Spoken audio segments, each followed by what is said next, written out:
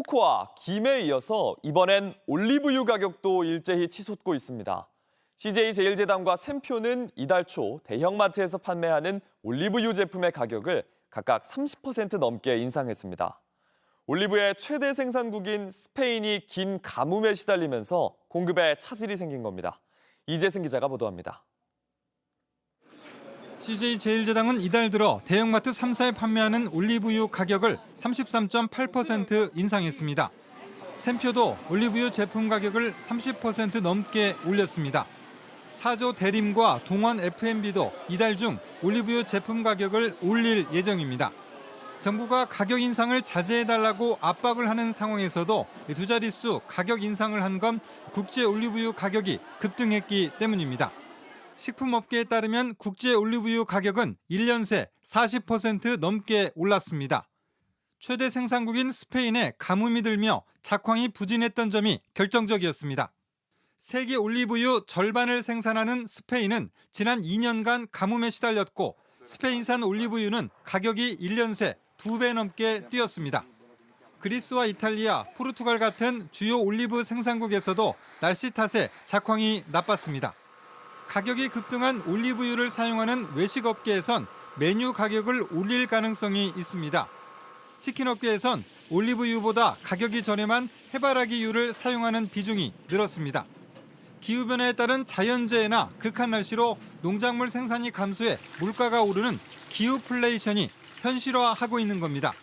마찬가지로 카카오 주요 생산지인 서아프리카에 폭우와 폭염이 이어지면서 국내 초콜릿 제품 가격도 다음 달 인상을 앞두고 있습니다.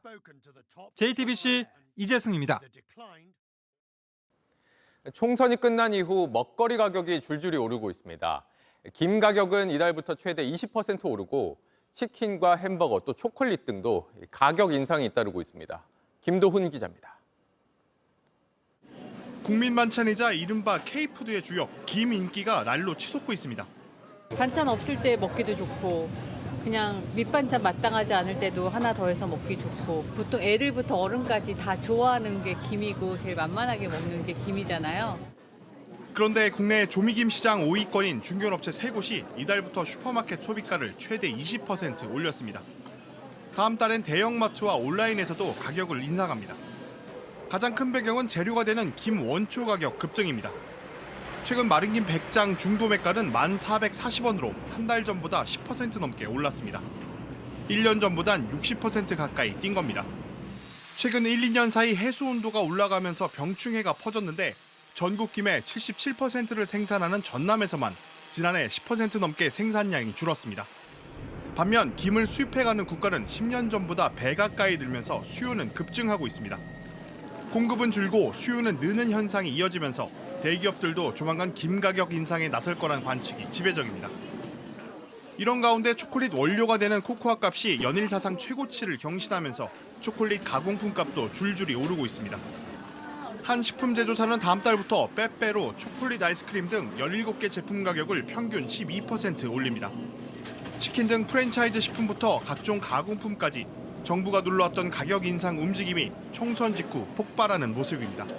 JTBC 김도훈입니다.